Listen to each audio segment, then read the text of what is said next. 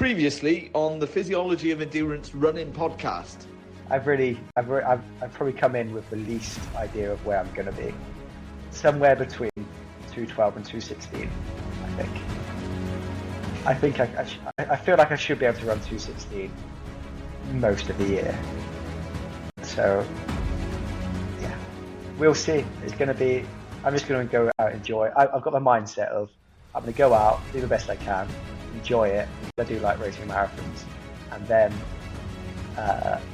if it's crap, that's just motivation for London. And if it's great, well, that's motivation for London as well. I had some music downloaded, but I didn't. What music? Fisherman's Friend. I had Leonard Cohen on, and then I listened to Leonard Cohen for my 2.5 hour drive as well. So I've done about 5 hours with Leonard Cohen today. Leonard Cohen out. Because he's the best artist. No, I'm not. He's the best artist of all time. So just in front of me now, I can see another Brit, Dan Nash, who's going to be just or there around the 212 mark, maybe just inside. Fantastic running off a limited build-up. So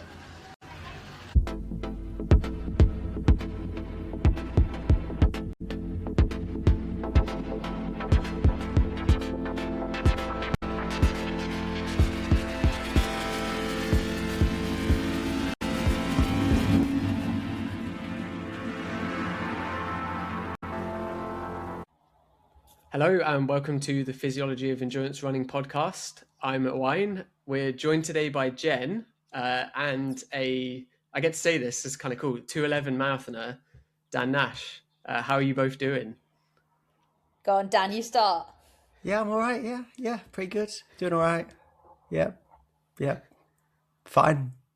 No, I'm buzzing. I'm absolutely like over the moon. Didn't really know what to expect going in, and 2:11 was definitely not on the cards in my head. I hadn't done, because of I'd hurt my ankle a few weeks previously, so I'd pretty much no marathon specific stuff in the last month. I hadn't done any lab testing, and normally I would say that I'd predict my time plus or minus a minute pretty closely. Whereas I was talking to you guys on the Patreon on even like the Saturday night, wasn't it, or the Friday night. And I said, I thought best case scenario, I sneak a PB by a couple of seconds. More likely it's going to be a 2:14, maybe 2:15, maybe 2:16. Yeah. So that's one of the clips in the intro that everyone will have heard was your prediction.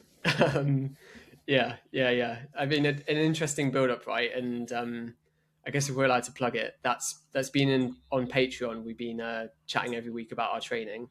On there, you've been talking through your training, Dan, and as you mentioned, you lost a week of running. You still trained, but yeah, losing a week of running 4 weeks out probably isn't ideal. It probably put a lot of people in a bit of a head loss space, I guess.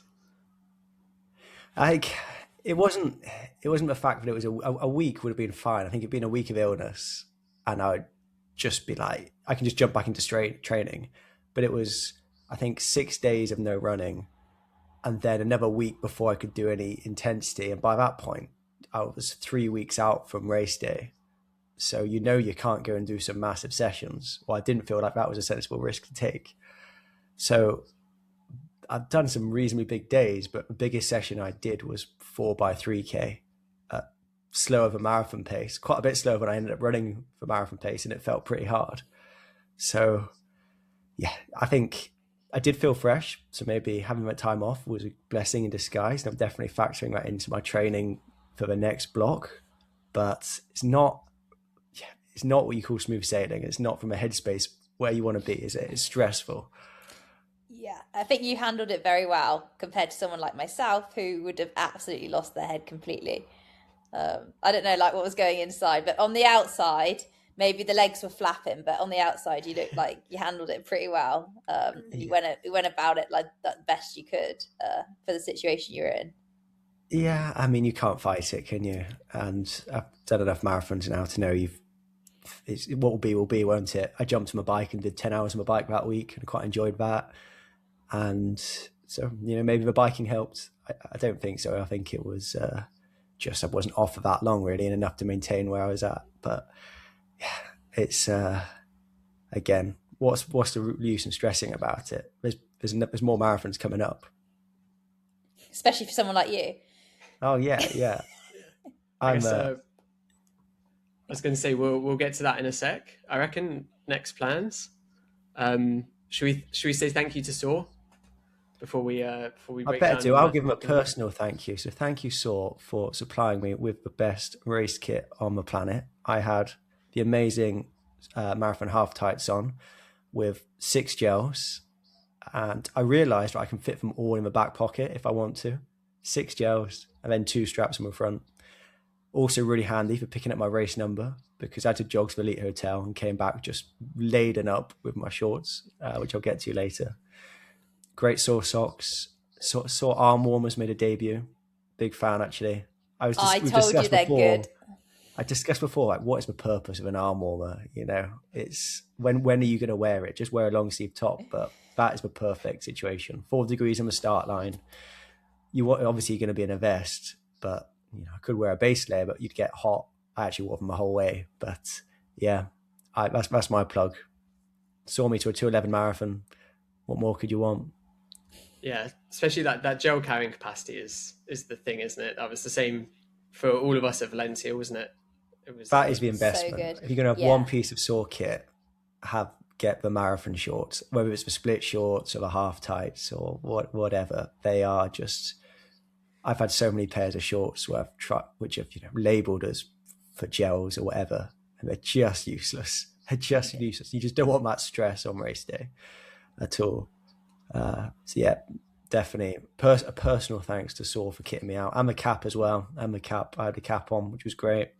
Then chucked it away to my mum and realised I probably should have kept it, because I can't see a thing now because I don't go with the sunglasses. I was just. Starts early. I was just getting blinded around every corner, but squinting. Yeah, exactly. Couldn't see a thing.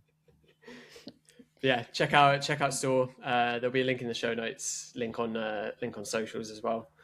So yeah, we've mentioned that we talk every week about our training on Patreon as well. So check that out. That's in our show notes as well. It's £9 a month, where you get to hear us every week. Talk about our training, and especially for this block, Dan talking about his injury. I think before we talk about the race, maybe can you just go through what the injury was and the sort of how it came on, and then exactly how it impacted? Because I just think we're going to keep referencing it the entire way through, so I think we need to put it on the table exactly what it was, I guess.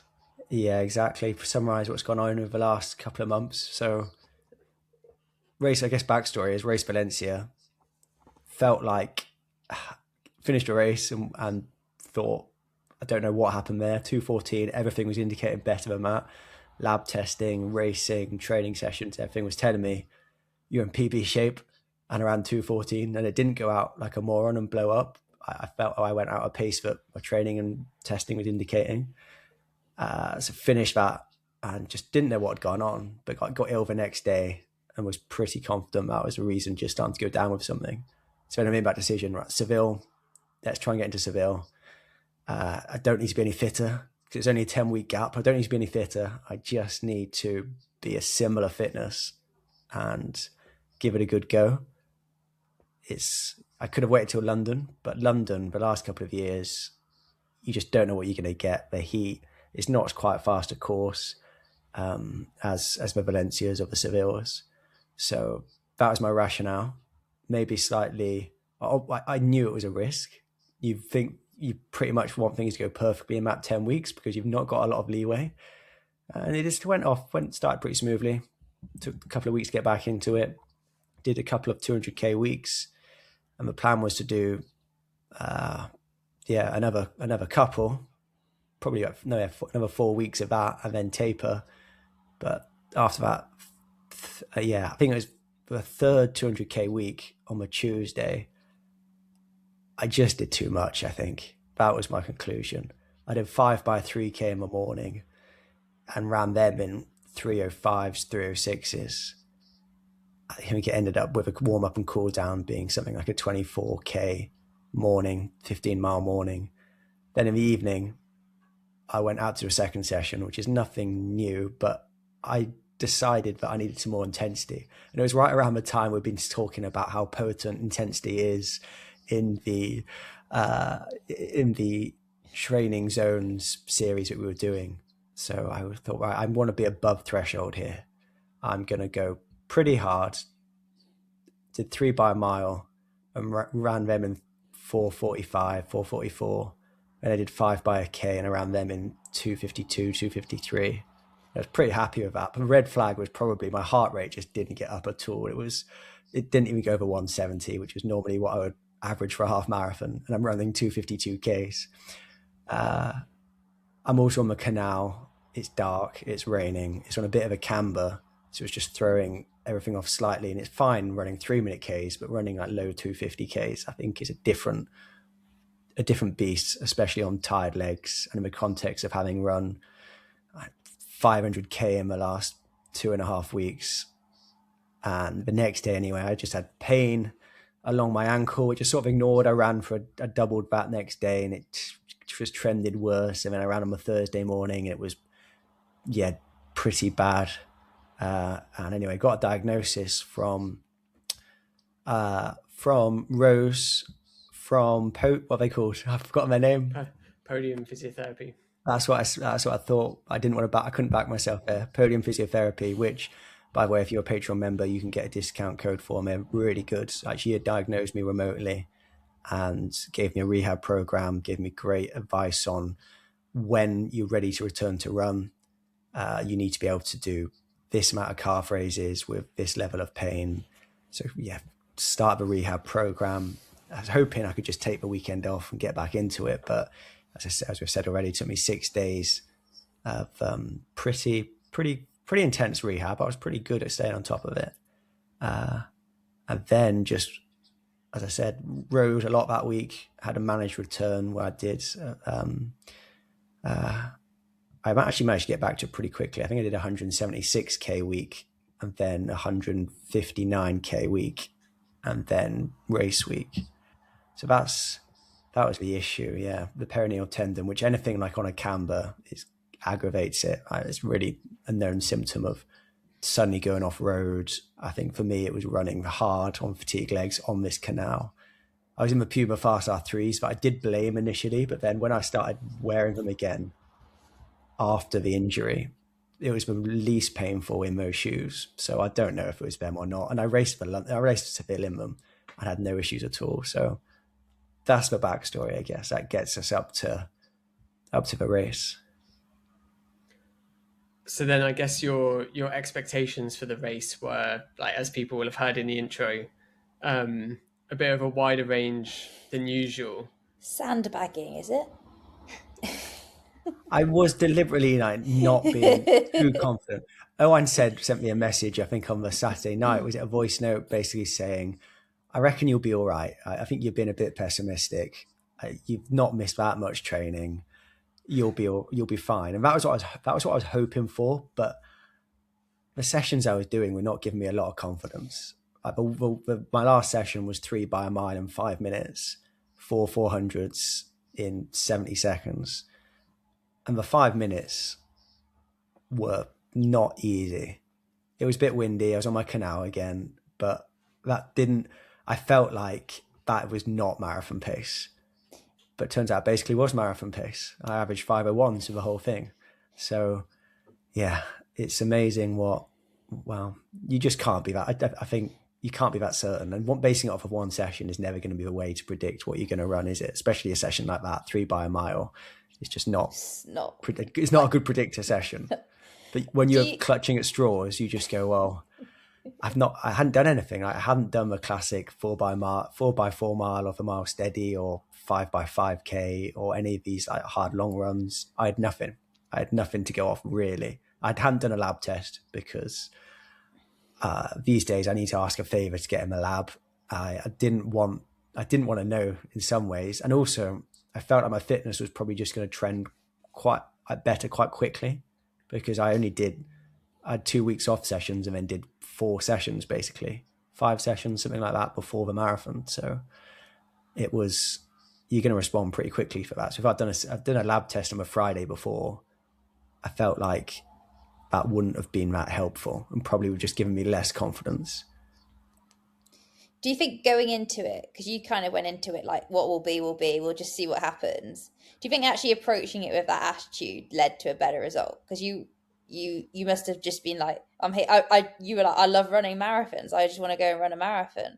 But actually, just taking the pressure off, like having a time goal of I want to run this time, or I want to run a PB, or I want to run this or that, actually led to a better outcome. Yeah, I think it definitely took the pressure off. But I think what was helpful psychologically is, in contrast to Valencia, where I set off and I just knew it wasn't going to be a great day. I know you run my whole marathon going, this is really hard. It's not going to have a great outcome. You're running the marathon pissed off, basically. That's not a good mindset to really get the most out of yourself. Whereas I'd approach this going, right, if I can run under 2:15, another solid run, that would be good. And I went off at 2:15 pace and it felt like easy. And I knew then that it's going to be an okay day. And then you get more further into the race and your heart rate stabilizing and you're feeling good. And you go, well, actually, it's going to be a really good day. And then you get to that point where you're really happy to just completely bury yourself in that last 10K because you know that you're going to get a good outcome. And so in contrast to Valencia, it was so different psychologically. Just, you know, you're hurting, you know, it's going to be hard, but I was confident that I wasn't going to have a shocker. And when you kind of the expectations versus what the outcome was as well, it's always framed by that. And if I'd going in thinking, right, I think into Valencia, I was saying, but I should be running 2:10. It should just happen. Like everything is telling me I should run 2:10. And if I'd gone and run 2:11, I probably would have been happy, but it may be a little bit disappointed in that I thought there was more there. So that is definitely a different headspace to be in. Do you want to talk us through the race itself? I guess, or was there anything notable happen on the Saturday before the race? Not particularly. My parents drove down. My parents are pretty much both retired. They drove down in their van and they were camping just outside of the city. So I met up with them on the Saturday, had a bit of a wander around, had a jog, went to pick up my number, which was one of the stressful bits because not the most communicative, the organisers with the sub-elite field. So I hadn't actually had an email from anybody since December when I got my entry. In that had been information of where to get your number, but I was only about 60% confident there'd be a number waiting for me. So jogged over to the elite hotel where apparently the numbers were going to be. No sign of anybody. I know it's the right hotel because there's wheelchair athletes outside, but they said there was going to be a desk and there was no desk. Go talk to the people on reception and they go, yeah, I think there's something going on down there. Point me down a corridor. Luckily there's a number waiting for me. Obviously we know that now, but not ideal in terms of stress. Pick that up on my jog. But this is where I loaded up my half tights because then I got given the number and accreditation, pins, a t-shirt. So I was running back on my shakeout run with completely loaded up. Plus my phone, so I knew I would go in. I want to circle back on this half tights picking up your number situation. You wore your race half tights the day before for the shakeout. No. I have the marathon trail ones, which have got even more storage. So no, I didn't wear. I was getting slightly concerned. Yeah, no. Pat, don't worry. I'm not wearing stinky shorts in the start line. That would be an ick. Afterwards, but yeah. Nothing really exciting. Met up with some friends. Walked around probably a bit too much. Early night-ish. Did all my coaching work, which I had left because I'd just been clearing up other stuff with work. So I did that, lying on my bed, and ate a lot of carbs. Yeah, a lot of carbs. So then race morning itself, it's a 8:30 start, isn't it? 8:30 local time start. Yeah, 8:30 local time, which was quite nice. Because I'd got up really early to fly out to Spain, and so I was sort of on that time zone already of getting up early and going to bed early, which worked quite well. I found out that one of my mates, Alex Milne, he was staying like half a mile up the road from me. So spoke to him. We jogged to the race start together. Again, we didn't go to the race briefing because we had to go back to the hotel. They weren't streaming it, and it was 5 o'clock on a Saturday night. It's not what you want to be doing on the day before, and they're normally a waste of time anyway. But we didn't really know what the warm-up situation was, or where if we had a special area or if we could leave our bags anywhere. So we were sort of winging it a bit, but jogged in. In fact, yeah, managed to get into where the tents were for the sub-elite guys. Did a bit more of a jog, a couple of strides. Realised after I finished the race that I didn't take my caffeine gum that I'd bought specifically to take beforehand, but obviously wasn't an issue. And then start the race, I guess. As I said before, our plan was to go conservative and build into it. I think let me get my splits up. I think I ran 3:10 for the first K, which is faster than I wanted. I was aiming for that 3:12, but it's pretty hard to do, isn't it, to get it perfect? It was pretty chaotic to start as well. 3:09, there we go. So that's PB pace basically, 2:13.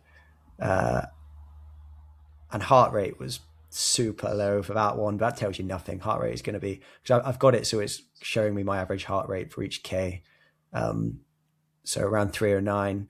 Alex has told me he's going to go out and basically wants to run the time that I ran last year at Valencia, so run a 2:13. So, but he's well up the road already. I ran 3:09, 3:07, 3:08, 3:07, and catch him at that 4th K. And I'm already thinking this is a pretty good day. This is feeling pretty smooth, unlike Valencia, where I ran 3:03 for the first K, which is obviously stupid, but I just wanted to avoid doing that. But then in Valencia, heart rate was really high straight away. I felt hard straight away. I just already knew, whereas I wasn't having those sensations this time. But one of the things that was marginally stressful is, if you've been following along on Patreon, I've been doing these hot baths, and I feel like they've had benefit, but my heart rates have dropped massively in terms of not massively, but where my heart rate thresholds are. I'm normally 170 LT2, 155 LT1, but my sensation of effort is shifted. So at 165 was feeling more like threshold, and I was taking lactates in some of my sessions. My lactate was just drifting upwards at 165. So that's above LT2. So normally I've had this really strict heart rate approach where I go, I'm not going to go above 160 before 5K, 162 before 10K, 163 before 15K, etc. But going into this race, I thought that this might be an issue, and it sort of was, in that I felt like this was about right, but the heart rates are saying they're low, but are they low enough to compensate for the fact that my blood volume's expanded, I've got more probably hemoglobin, and now my just heart rate thresholds are not where they used to be. So that made the whole experience a bit stressful, because until I got about 5K in, but because then heart rate was stabilizing, and I felt like if it's stabilizing, that's a good sign. It's not just continuously drifting up, which you definitely don't want that early into the race. So pretty much around just to defend hot baths. I think you've done them a few times and haven't had that happen, right? And I've done it, and that's not like where we've actually been in the study and it's been tested, and my thresholds haven't moved. So I think it's physiologically makes sense that actually if you have a lot more blood volume, then then your heart rate's going to be lower to deliver the same amount of oxygen to your muscles. But it's also not necessarily to say that will definitely happen if you do hot baths. No, that's an important caveat. That's what I'm putting it down to, because that's the only major thing I've changed. But at the same time, I didn't have it happen before, and I ran when I was doing a study. I ran 2:15 to 17 or 18 off the back of it, literally like the last week of the study, and my heart rate was very normal. So it might not be the baths, but regardless, I've experienced this fact that my heart rate seems to have just dropped in terms of where the thresholds sit. and that played out in a marathon as well. I always tell people on this podcast multiple times, I average 166 for a marathon every time, 166, maybe 165, and I'll max it like in the mid 180s, whereas I average 164 and peaked at 175 despite absolutely rinsing myself. You can see the photos at the end are not pretty. I am in a hole. Yeah, I guess that's the heart rate. Going into early in the race, I had a few discoveries which were completely on me. I probably should have gone to the briefing and actually spoken to people beforehand, or just sent some emails before I even arrived at the race, because I didn't realize we could get bottles, and I don't really mind. Gels are fine. I like the gels in some ways because you can go. It wasn't going to be super hot, so I don't necessarily want to drink 2 liters of water to get down the energy that I need. That way you can separate out the energy and the water if you're taking gels, the energy and the hydration. But so I could have had bottles, but I didn't have any mix with me. Thought, well, I don't need them anyway. I've got my gels. 5k in, see the drink station. It's bloody cups, isn't it? And I can't drink anything out of a cup. I drank basically nothing the whole race. I threw more water over myself than I managed to get down me. And if I'd known, I could have just put water in my bottles and had them on the tables. But so then I was kicking myself a little bit, but luckily it was cool. Had my gels. So got to 5k, caught Alex Milne, who super nice guy. I've raced with him. He's been in both the 50k teams that I've been involved in. So the world champs in 2019, I think it was, where I got third, and then the European champs in it was just at the end. It was during my PhD, maybe it was 2023, where it was a year Nye was born. So that was 2022. And I was not in a good place. I think Nye was 6 months old, and I moan about his sleep now. God, back then it was something else. And I had a pretty average day, and Alex beat me that day quite comfortably, but raced him so many times over the years. Super nice guy. He's got like a 2-year-old kid as well. And there's another one who just keeps getting better. And he came 6th at Comrades last year, so he's properly like good in the ultra space. Like 6th at Comrades is That's class. Yeah. That's like, yeah, you're world class to come top 10 at Comrades in that ultra space. It's probably certainly the biggest road ultra in the world. Like bigger than the 100k world champs or any of this stuff. So that was a story really of the next 35k as I ran with Alex the whole way. The Valencia is so deep. Like the sub-elite field is so deep. There's 200 men or something sub-elite. And I hadn't really appreciated that Seville wasn't going to be quite like that. I knew it wasn't going to be as deep, but even on the start line, you were looking around and there's probably like 50 people there. And that was really evident from the start in that until I caught Alex, I was by myself. Caught Alex and we had a pack of 3 of us until for about 15k. We then caught a group at halfway, but they were already flagging. We went straight past them. And I was so glad Alex was there. So basically he was the reason why, together we wouldn't have, if neither of us had been there, if either of us hadn't been there, neither of us would have run the time as we did, because we'd have just been by ourselves. And it's when it's someone you know as well.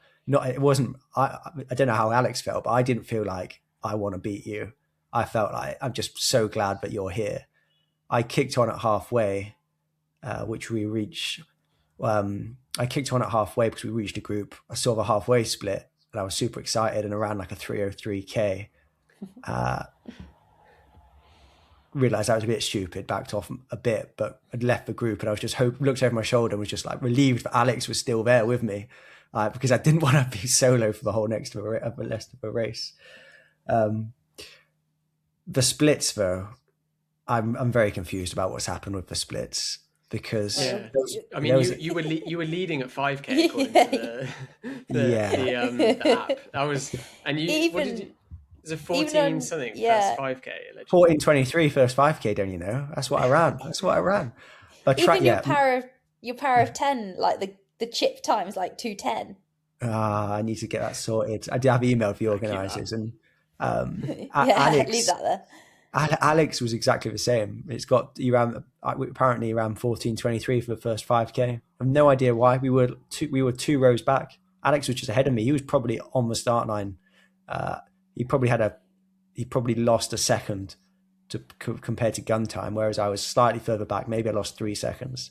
I certainly didn't lose 90 seconds or whatever it was. But it's the chip time is giving me. So and then at halfway there was a clock, and the clock says, I'm sure it says 65:55, because that was a bit faster than I expected, and I was super pumped to see that number, because I went through halfway in Valencia in 66:15 feeling awful, and I went through halfway here in 65:55 feeling great. But then on the chip time, it's got me down as, on the gun time even, it's got me down as 66:05. So I don't know, because I thought I'd run completely even, 65:55, 65:49 on my watch. The gun time is 2:11:52, I think. I had it on 2:11:49, which would make sense, about 3 seconds across the start line. But then, yeah, so I either negative split it by 10 seconds or something, or ran dead even. But anyway, sort of a halfway split. By then I knew I was on for a good day. Heart rate was so stable. Let me put it up again at low, but it was making me cool that it's lower than I would normally be in a marathon, but this feels about right. And every one was just coming out 160, 161, 162, like hovering all the way there. Where you increase the effort, because the heart rate just does respond, but then levels off straight away. Yeah. So we went halfway, 21K, and then I ran the 22nd K in 3:03 and the 23rd K in 3:03, and then backed off a little bit. But I mean, Strava's given me slightly quicker in the second half. And we're just catching people. No one caught us. We're just catching the few people that are out there, because it's just not that deep. And I think I moved from something like 50th up to 31st by the end, just by pretty much maintaining the same pace or a slight negative split. I took the gels every 6 or 7K, but again, I hadn't done any long sessions with my ankle, and should have still practiced for gels, but hadn't practiced for gels, so didn't quite know how I was going to get on with them. And I think I took one at 30K, my fifth one at 30K, and I normally would take another one after that, and that was hard to get down. And then I just knew that if I took one more, it was just going to come straight back up again. So I had my last gel at 30K. Alex gave me a bottle which just had electrolytes in, so I drank a little bit then, water and electrolytes obviously. But that was most of the hydration I think I had on in the race. And yeah, just there's not much to talk about in a marathon really. We just ran 308 Ks for the whole thing. The worst bit. Go on. I was gonna say with running with Alex, and talking about Valencia, it does come up occasionally with the Valencia that it's ridiculously deep once you're below maybe 220, maybe 218, but above that you are sort of at a bit of the mercy of where you just end up, and you might end up in a pack that's maybe 30 seconds or halfway off what you wanted, and that's just sort of luck of the draw, isn't it? Below that there's people the entire way, but and actually, to be fair, even for me and Jen, the last 5-6K is actually quite spread out by that point. There's not groups at that point, it's just individuals. It's just but yeah, you are, running where you are in Valencia, you could go along in perfect shape and just end up running on your own, because the group is 30 seconds one way and 30 seconds the other way. Whereas with this, it's pretty, like you said, it's not as deep. And I definitely got that sense on the TV as well. I don't know if you thought the same, Jen, just seeing the overhead pictures at the start. It's it's a big race. I think it's 16,000 people. But it's not a Valencia. Massive. No. Yeah, not well, I Berlin. think it's 17,000 in Seville versus I think it's something like 45,000 or 40,000 in Valencia, and it was nice, but it was easier to negotiate. And Yeah.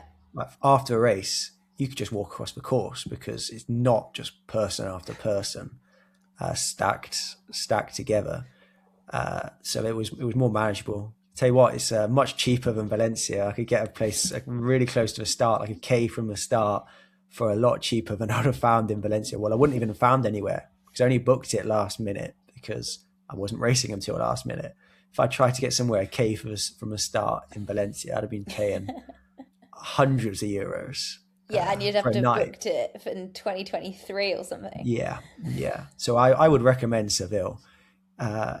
It's still pretty good Valencia. What's the course like compared to Valencia? Like, do you think it's like as fast as, but just because the depth's like less, maybe like the results don't show it as much? I would say it's almost as good. The elevation is very similar. I think it's 70 meters versus maybe 50 or 60 in Valencia. The only two downsides, it's a bit twistier, and they're not always really nice corners. They're not awful, but there's definitely twistier. That loop at like 35k looks horrible. The last 5k, you go into a courtyard. Yeah. The last like 5k or so was really bad in that it was even twistier. You go through a place called the what was it called? I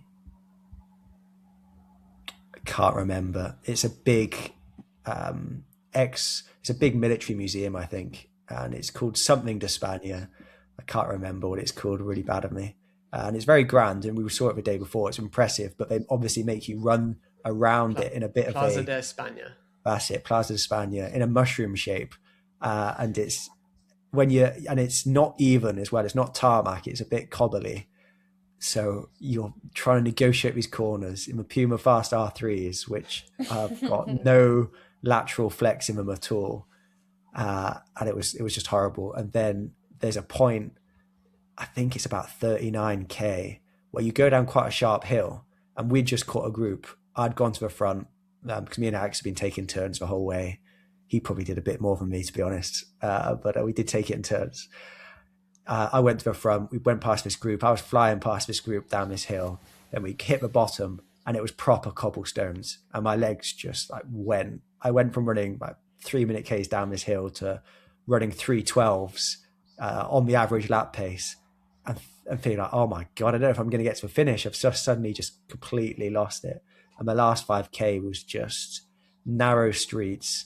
You're trying to run them with flagstones instead of the proper cobblestones that are in the middle of the road. And it's only for a short section, and it's not that bad. It's only that bad because you're 39k deep into a marathon. But other than that, it was perfect. Like, the conditions were literally the best. Better than Valencia, yeah. Better than Valencia. 5 degrees at the start, maybe 10 degrees by the finish. I had my arm sleeves on the whole way. I chucked my hat, as I said, because I was getting slightly warm. But yeah, the wind, there wasn't a wind really. You could feel it just about, but I think that's partly just because it funnels down the narrower streets. But you wouldn't call it a wind. You cannot. Anyone there could not complain at all. It was absolutely perfect. And yeah, I guess that brings us up to 41k. And at this time, I felt like the average Ks had been faster. And looking on Strava, they were. We were running like some 303. We were running quite a few 305s, 304s, 305s, 303s, 306s for the last few K. And in my head, I thought maybe we could go 210 here. I feel like we've picked up quite a bit from halfway, which I thought was just under 66. And I got to 41k, and I'm doing the maths in my head, and we went through in 207. Is that right? 208. Went through 208, and then I knew that we weren't running 210. So I've been staring at my watch, doing the maths, and by that time Alex has got a gap, and I'm also hurting so much that I didn't even care if Alex beat me, and he ran away from me. I'm not saying I would have beat him if I was tougher. I think he probably would have still had me because he put 10 seconds into me in the last 1,100 meters, 1,200 meters. But I didn't care at that point. I just knew I'm going to run a really good time. I'm going to get to a finish. There's no one behind me. And we're both just having a great, great race. So, yeah, across the finish line, and I was on the floor for about 5 minutes, just on my back, eyes closed, in an absolute dark, dark place. Thought I was going to throw up, managed to not throw up.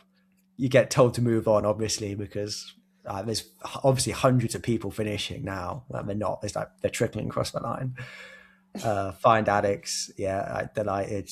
He then does go and throw up, and then we just sit on the grass, and it was a bit surreal, to be honest. We were both looking at our clocks, like we just ran 2:11. Like, what the fuck happened there? Going in, neither of us were expecting that. Alex raced Valencia as well. He'd been ill for like 2 weeks before and ran 2:15 dead, or something like that. His PB was 2:14 from London, and I think like I said beforehand, his training had gone well. He was hoping for like a 2:13, maybe a 2:12, and high, like best case scenario. We both just completely smashed that. So it was just a perfect day, really. Perfect day. Felt amazing. Perfect conditions. I think psychologically just set up the fact that expecting it to be average, and it was straight away like so much better than I thought it was going to be in terms of how I was feeling and the paces that were coming out on my watch. And yeah, now I've got 10 weeks to go until the next one.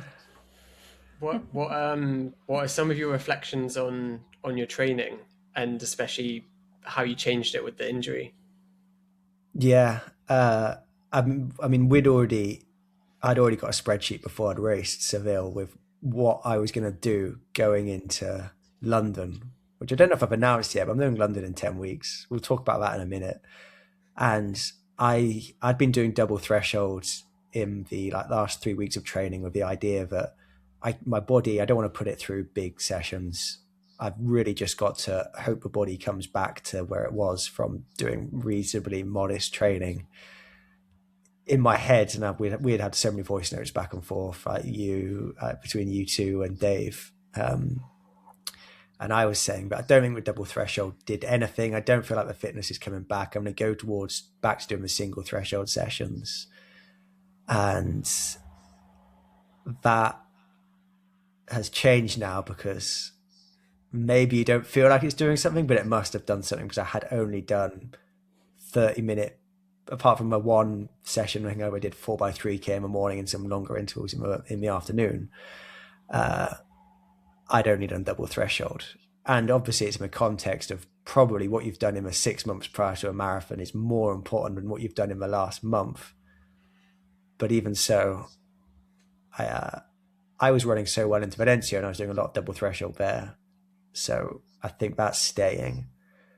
I think other reflections are probably that maybe just trying to hold 200Ks for 6 weeks, 8 weeks isn't the way to go, because I took it, I had a bit of time off, I had 6 weeks of no running and then bounced back really well. And the same happened into Valencia. I was ill for a week and then came back and had the best month of training I'd ever done. So that's something I'm going to engineer in now, and hopefully instead of having forced breaks, try something new around having just more polarized. I'm a point where I obviously need big mileage to make the progress, but you can so easily put yourself in a hole by doing big marathon sessions every day, going out and doing 75 minutes in the morning and 40 to 50 minutes in the afternoon.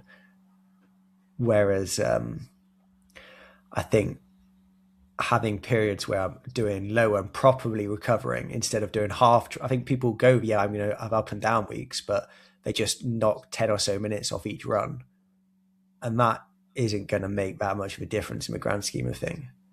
So going into London or into my next block, I'm going to experiment with a couple of days of just every 2 weeks, just jog for 30 minutes. And outside of that, do lots of training. But then actually, if I'm recover, instead of going out and doing 40 minutes in the morning and 50 minutes in the afternoon or something. Cut the mileage did a lot, but you're not going to recover off of that, are you? So that's something I'm going to take forward, I think. I think one of like the first sort of reaction or thought I had thinking about your training is like it definitely, like you said, it speaks to what you've done the last 6 months and probably the last 12 and beyond. I think that's maybe a take home message, like whatever marathon time you're aiming for, is if you've put in a good 6 to 12 months before, you can like tolerate a few days off with injury or illness like pretty well, I think. Whereas if you're do 8 weeks for a race and then like just lots of peaks and troughs and go from 0 to all in sort of over 8 weeks, you probably don't have anything to fall back on if anything goes wrong. Yeah, and that was when I was looking for confidence going into a race. I was looking back at my last 6 months and just seeing I've had 6 days off running, but my last 6 months I've done more mileage than I've ever done in my life. And I was also, although I was being pessimistic when I talked to you on the Friday night, I had hopes that background fitness would come through, just because I didn't need it. I still maintain that I was fit at going into Valencia. I didn't need to be the fittest I'd ever been before to go and run a PB.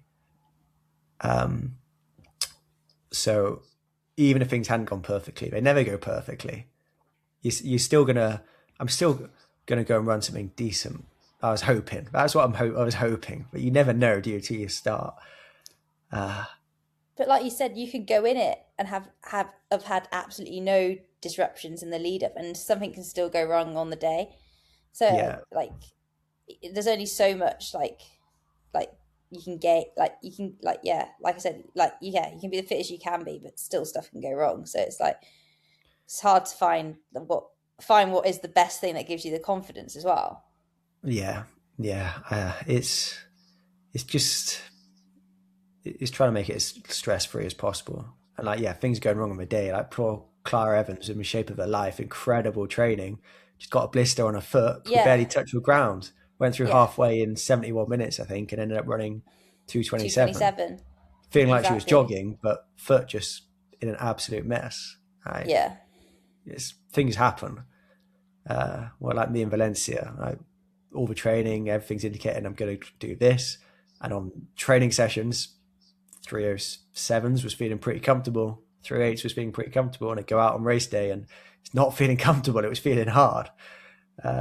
So if there are other factors, aren't there? But yeah, definitely some learnings. And it just reinforces the fact that you can go and run them. Things are never going to go perfect. So even if they don't go perfect, who's to say that what you'd planned out was perfect? Maybe I needed a week of not running, and I was fresher for it. It coincided, the niggle, with you also being like really tired, because you said like you hadn't slept very well, you felt a bit cooked, then you got a niggle. It was probably like all those things happening at once probably did give yourself the opportunity to just like refresh a little. Yeah, and again, on the Patreon, I was talking about, I think the weekend after, Jemima was away. So I hurt myself on the Tuesday, still run Thursday, Friday, Wednesday, Thursday. Jemima was away, and I was perfectly happy to take the weekend off. I was knackered. I was knackered. And I knew that I would benefit from a rest. I was hoping I was going to get back running a bit sooner, but don't we always? So I do think that having a bit more inbuilt recovery is going to be important, and just realizing you're not going to lose that fitness. Fitness doesn't go that quickly unless it's superficial fitness, because you've been doing nothing, you smash it for a month and then you stop. Then that fitness is going to disappear quickly. But if you've been training for the last 6 months, a year, 2 years, 10, 15 years, then I think I said on the podcast before the last like Patreon one, bar disaster, I'd back myself to run 2:15 pretty much all year these days. So that's just testimony to chronic fitness, because 2:15 a few years ago would have been an absolute peak day. things just shift over time. And we obviously have like recency bias and get hung up on what have we done in the last month. What was the last good session? Like everyone wants to smash that last session 2 weeks out, don't they? To the confidence. Just say, yeah, I am fit because I am the best session I've ever done. You might have absolutely put yourself through like head and back to get through it, but the splits were good, so it doesn't matter. But you left your race in that session as well. Exactly. And I think I'm going to also start tapering a bit earlier. I think that probably is not a bad thing. I felt so fresh on race day. Going into Valencia, I think normally in a taper, you'd start to feel the pop. You start to run a bit faster on your easy days and your heart rate's still really good. I didn't have that in Valencia, so maybe I was just overcooked as well. But going into this, which was definitely more of a taper than I normally would do, I was running like 4-minute Ks on my easy days. I'll have a week of feeling like I was absolutely jogging, not even realizing. I'd have just time and heart rate up on my watch, and I'd look at the pace at the end and go, oh, that was pretty good. So I think it's having the faith that the fitness isn't just going to disappear if you stop doing training. I think that's the main thing. And I know that, but it's you need to go through it, don't you, to really believe. So yeah, I think that's definitely a learning from me for the blog, or a reminder at least. And I guess last couple on the race itself for me, like happy with the shoes. I had no issues at all with the shoes. I mean, this was the whole drama into the road to Valencia, wasn't it? What shoes am I going to wear? And I did take the Skies with me, the Metaspeed Skies, just in case. But I went for a jog and my calf was a bit sore the day before. But as part of this rehab, I'd done so many calf raises to try and get the ankle in a good spot that I think that helped. I've been much more sore. I was fatiguing in the race more in my glutes, to be honest. That's where I was feeling it. And that's where I've been the most sore afterwards. And that's not normally where I am sore. So I do think it does shift the load a little bit, but in the race, I didn't have any issues, really. Your legs obviously feel pretty bad at the end of a marathon anyway. It was just more localized in the glutes this time rather than probably the quads. No, they're my shoe. That's it now. Every race. Until the next one comes out. Yeah. In a few weeks, I think. Well, I've got some news on that, but I will save that for Patreon people. So, yeah. Definitely exciting to see what Puma are doing next and then I think their new editions coming out pre-London, I think, for their new so Project 3 it's called, isn't it? Project 3, where they give out loads of kit to people, I think about 100 people, don't they give new shoes, new kit. There's you run like a 3-minute PB and you get a time bonus. Yeah. I'm not in that, by the way, but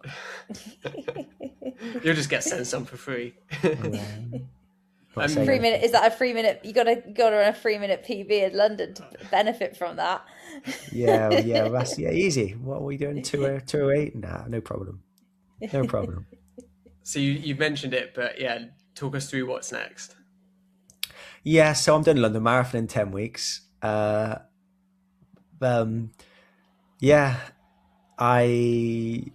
was a massive risk, obviously, going Valencia to Seville. And then I saw the elite start list come out in London and just thought I want to be part of that, to be honest. See, this thing at the time, it was also a backup because I'd had my ankle injury at this point.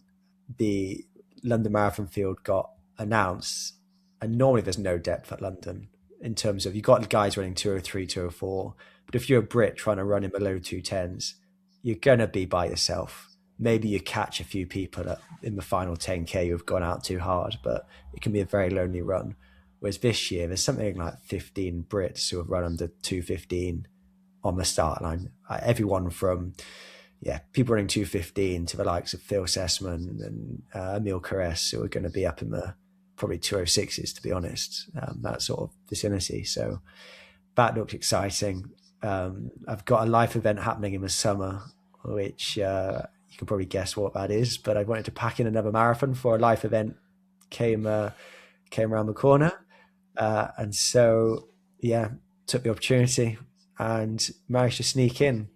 the WhatsApp chat when those London fields dropped, and you could just sense the immediate FOMO. Yeah, I'm waiting for Jen to announce her entry. To be honest, it's different for the men, bro. It's different for men. The women starting half an hour earlier is even worse. Like, you're even more isolated. It genuinely looks like the most miserable experience possible for a woman on the elite start. Like yeah. Unless I thought I was going to go and win it, and I was going to be like, at the front, like kicking off all the Kenyans. Like, it's not happening. If I was a woman, I would not be doing it unless I'm running well under 225. Yeah. Otherwise, you are just going to run by yourself the whole way. Probably closer to 222, to be honest. Otherwise, with the ability to be able to cover moves at that pace as well, because you could be in a 222 pack and someone just kicks up off the front, then you're by yourself. Then it's just exactly. I can see why you would do it for the experience of how cool would it be to be in the elite London hotel and mixing it up with the best in the world. But the actual day itself would be so hard. Yeah, I'd rather go there. I'd either have to get significantly faster, or I'd rather go there when I don't give a crap about the time I'm going to run, and I just go and do it with the masses and just take in the atmosphere. Yeah, So people have done that, haven't they? People have said, actually, I want to be in my championship start. I don't want to start with the elites, understandably. But so I'm doing London. Super excited to put some of these learnings into practice. 10 weeks. I've shown I can do it now. Go from one marathon to the next in 10 weeks. Recovery's gone pretty well. Just jogging this week, 30 minutes every day. Is what I said to myself, and jogged for nearly an hour on the day after the race. Didn't start off very well, I'm not going to lie. But since then I've been pretty good. Legs are getting back. Following a spreadsheet that's maybe going to be available on Patreon. No, it's going to be available. I'm just finishing off. I've been working on it today. This is version 2. Is this the first time? Is this the first time you've actually pre-planned your training? I used to always pre-plan it. Always pre-plan it. In the recent like sort of years, like you've definitely kind of just rocked up to the beginning of a week and gone, I'm going to do this, and just pluck something out of thin air.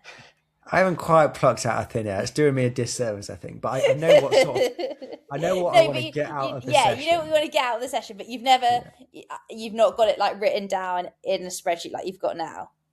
I feel like, especially the last couple of marathons. I do think you get to a point though, okay, it's obviously going to be different for everyone, but I know I want to do an hour and a half of work between LT1 and LT2. Then I'll just figure it out when I get, I know some of that for me at the moment is going to be on a Thursday and some's going to be on a Sunday. Yeah. See, I can't work like that. I like it. Yeah. I like to know what it looks like, or even from this week to the next week, it's going to progress like this, and I can see it written down, and that's what's happening.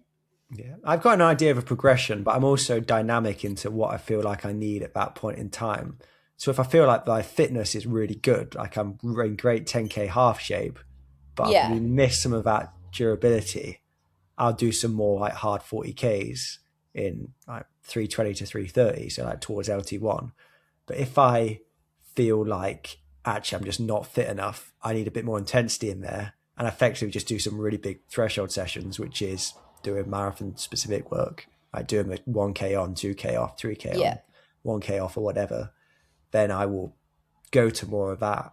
And I guess on that note, I do think I'm just so durable now that I'm not fatiguing from obviously my legs are pretty tired at the end of the marathon. They are really falling apart, but my heart rate is also getting up to above threshold. My lactate's probably getting high. I think it's more of a metabolic reason why I'm fatiguing, not that I just can't cope with 42K of running.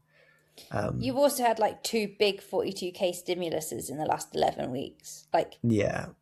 So I surely that's a pretty decent thing to have in your back pocket. Yeah, and it's chronic, isn't it? It's chronic. But for me, I think I need to go to more of those marathon specific sessions, which I do find harder than just, I can cruise around at 320s and it's hard, but not that hard. Whereas if I'm doing K on, K off, or it gets really hard and doing 5K on, 1K off, then I'm really hurting to get through that session. So yeah, it's on paper, and it's also, I think, helps because I'm going to try a few new things that if you need to plan out those interventions. If you're moving, most 95% of my training is going to be the same as before, 90%, but then you've got to plan out what that 10-15% difference is going to look like in a bit more detail. Otherwise it's just not going to be progressive and fit with everything else. What's something else you're planning to maintain and add in consistently each week? Well, I'm getting to the point where I'm running 5-minute miles for a marathon, but if I was to run a mile flat out, I'd probably run 425, 420 maybe. So I feel like neuromuscularly that I am getting to the limits of what feels comfortable. And when I've done lab testing historically, my economy always just gets worse as soon as I get to those faster speeds. So I'm going to try and make that a bit of a focus of this block and just throw everything at it to make me a bit more economical. And first our job was in Seville, putting on the Puma Fast R3s. That went a long way, I expect. But trying to do more strides, think about just doing more faster running, because I haven't done strides since last summer. I know Owain's picking them up now. Jen's super good at them. I haven't run properly fast for a long time. So try and include a bit more of that, and even just like longer sessions. So I can always double threshold days, do something like 4 by 10 minutes in the morning, but do some 200s in the afternoon, right? Of short recovery, do some 300s, do some 400s, where it's more like a threshold stimulus, but I'm running actually quite a bit faster than race pace and hopefully just getting economical and efficient at those faster speeds. Maybe some gym stuff. We'll see. One thing I was going to say is I think you should keep in the calf raises, regardless of whether you go to the gym or not. I think that would be really beneficial, going off like the little niggle you had, but also if you're going to wear the fast R3s, I think just maintaining that would be quite important. Yeah, and again, I'm sort of thinking about S&C as just conditioning myself to be able to wear the shoes, even if that's all I achieve. That's worth it. So yeah, the calf even raises, if it's like clams or like some sort of glute stuff, if that's like something you're now like realizing, perhaps you're loading there a little bit more. Yeah, I'm thinking split squats maybe. I always feel that in the arse. It's like very awful. So yeah, a bit of that, but probably you can't. At the same time, you don't want to change everything at once and just whack in loads of new stimuli. So it's striking that balance of doing something a bit different, but also enough to actually make a difference, but not just throwing out everything that works really well and sacrificing that. Are the hot baths going to remain? Hot baths, I think, are going to remain. Yeah, I need to get back on it soon. I don't want to lose all that stuff I've built. So yeah. But then I'm going to do some big mileage, so it's going to be fitting it all in. I think will be the challenge, but that's always the challenge. And I'm luckier than most in that I do have quite a lot of flexibility. So yeah, exciting. Not many runs in the dark. Not many runs in the dark. I'm going to have to do a few, I think, to make sure that I can double on some days and get a hot bath in if I'm going to do that. But yeah, it's a few things still to figure out on my spreadsheet, which was going to go onto Patreon. Speaking of Patreon, myself, I'm obviously doing London. We're going to have a Road to London series on Patreon, joined by very special guests, the Maverick, that is Jake Smith, who, if you haven't come across Jake Smith, I don't know where you've been. He is a 2:11 marathoner as well, but ran 61:47, I believe it was 47 at Barcelona half, same day as Seville. His PB for the half is 60 minutes and 30 something seconds. The nicest guy ever. So nice. He's my ultimate hype man. He was my hype man going to Valencia. He was like, "Dad, you're gonna run 208. You're gonna run 208. You're gonna absolutely just." I knew I was no way on earth was I going to run 208. But after spending a run with Jake, you think you're going to run 208.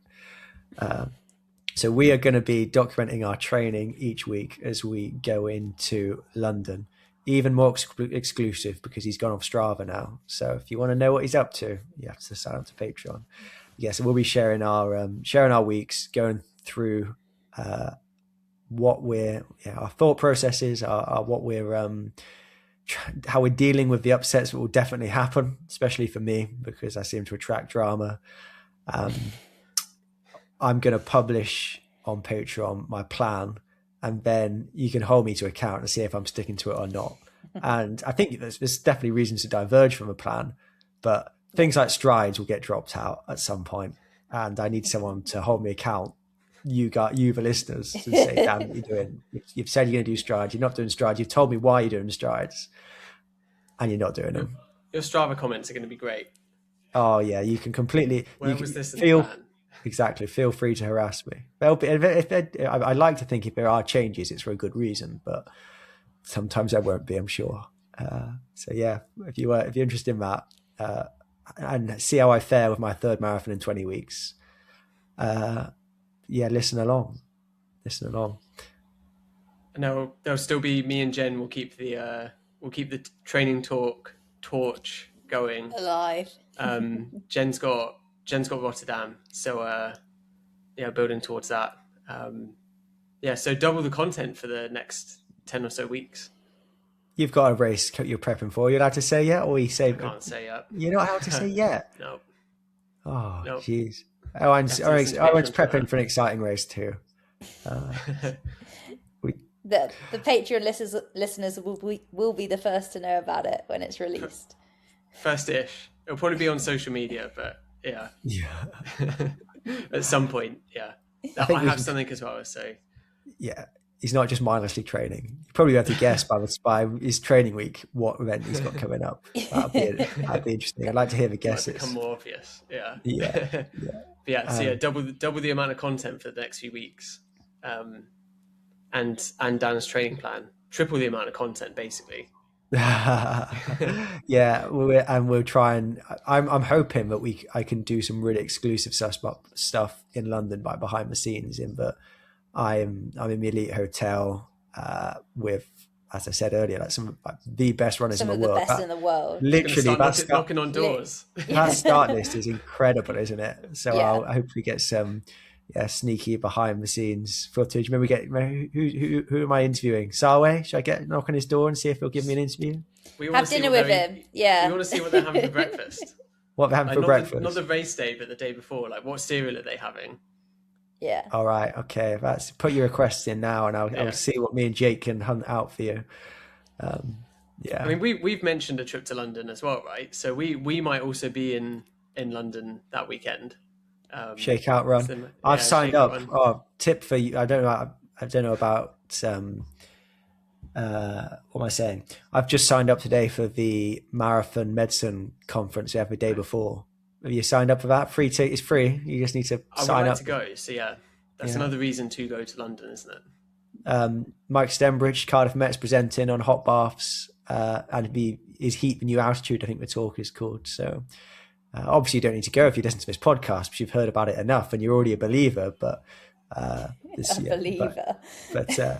Elliot, who presented his work from his study. What's it? Elliot Jenkins? His name gone then. Yeah, his name had left my head. His PhD supervisor is giving a talk there, which will be really good, as well as some other people as well. So I'm going to try my best to get there. I've got my ticket anyway. I just need to work out logistics. Do they still do the boat? Like, do they still do you get back from the finish line to the hotel on the boat? I've never been big time enough for that to happen for me. So I don't know. It's definitely a thing. I swear I've seen it before. Potentially. They always they always do an interviews, don't they, near Tower Bridge before the pre-race ones, don't they? Often. Yeah, with the classic memory. High neck white Yeah. long sleeve top. London That's like the Marathon dream. branded t-shirts. That's They like look the awful. dream to get one of those. Yeah, but they look horrendous, don't they? Yeah, but like I feel like they're like quite exclusive, you know? Yeah, exclusive, but it's not sore, is it? It's not sore. It's not sore. Stick a saw. You can stick your brand's logo on it, can't you? So you can get a saw sticker. They have like so like all the paces and stuff, or they used to anyway, that you'd be able to like get your sponsor's logo like stuck onto the pacing vests and things. So it was quite Yeah. cool. Yeah. Yeah, It's you're a gonna shame have to Ross decide Sam's your not kit. afterwards. You could get a pacing job, couldn't you, Jen? 2 weeks. I don't think I've got it in me. Yeah. 2 weeks. Easy. Get a nice soft one. I'd need like a 2:45 marathon, I reckon, and I'd just about make it to 10K. Should we leave it there for now? I reckon. Any other questions for Dan before we let him go? I think we had some Patreon comments, didn't we? I think we've answered all of them. I think Was it we Alex? have. It was Alex. Very good comment. I mean, like you sort of, he did say you brought the profession of physiology into disrepute with your very wide prediction. My sandbagging, yeah. And as I've said, I just had no. My problem was I had no data to work off of. I'd have no lab tests. I had no long sessions. Everything that I'd normally use as a barometer was just gone. And even my heart rate being lower for whatever reason, whether it be the heat stuff or I just had nothing to go off of apart from what have you done historically. So that's why I was feeling pretty blind going in. Are there think any sessions that you won't repeat now that you like, just so like you perhaps take that element of comparison away? I don't know. It does give you, it's nice to have an idea. And the problem is the sessions that I've done are good sessions. I think they're good for my fitness. Yeah. And they just so happen now that I've done them so many times that they're predictive of what I'm going to do. But at the same time, going into Valencia when I ran 2:12:59, I did the classic 4x4 mile off a mile steady and ran almost identical time splits to the time when I ran the year before and ran 2:15:30 or 2:15:20. So it is always just one day. Yeah. Do retrospectively wish I had some lactate data just to look at to add to the spreadsheet, because I've shared all that on Patreon as well. You've got 8 years, I think, or 7 years of lab data I've shared onto Patreon, which you can go and have a look at if you're interested and see those trends over time. So I've missed a data point, and it's really annoying when you miss a data point and it's a PB, because that was it's obviously the best you've ever raced. But I'll I'm try and assuming rectify that into London. there'll be a lab tested in the lead up to London.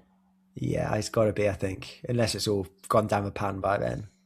Mission number one is get to the start line, because I've never got to the start line and ran anything even half decent at London. Out of the 4 times I've DNS'd twice, I've DNF'd once, and the one time where I did finish, I ran 2:27 and ended up in hospital the next day. So I've not got a good record with London. I need to just get to the start line and run solid, and that'll be a success. But I also need to beat Jake Barraclough, because I feel like this is a rivalry I've got in my own head, but I need to beat him. And now I'm 1-0 against him in Valencia, but didn't really count because I was going to say, that's a bit unfair, isn't it? Like, come on. I know. I can't really claim that as a victory when he's like winding down the road at halfway. Yeah, looking for a fair fight. That's what I want, a fair fight. Cool. I think we'll leave it there. I think that was good. Yeah. Yeah. Thanks everyone who's sending me messages before and after. If I haven't got back to you, I'm sorry, because it's just literally been hundreds of Facebook, WhatsApp, Instagram messages, and I appreciate all of them. And it's been really felt the love. So thank you for your support. Thanks to you guys for keeping me sane as well and talking me off the edge a few times. I was never lost the plot completely, but I think you're right, Jen. My legs were flapping under the water, just slightly at phases of that block. It's been good. Excited it all came off. Also glad, but I didn't make a fool of myself in trying to do 2 marathons in 10 weeks and just be shit. So that's nice. Oh, there's still another opportunity for that in 10 weeks' time. I'm just tempting fate. You see, I'm just tempting fate. I might find one for 10 weeks after if I PB in London. I just keep going. Just keep going. Are there any marathons in June? Might have to go to Southern Hemisphere. When's Sydney? Yeah, that's not a fast one, is it? Yeah, we'll see if anyone Ballarat. No, I think that's similar time to London, isn't it? It is, yeah. Yeah, I haven't got the money to fly down to Australia.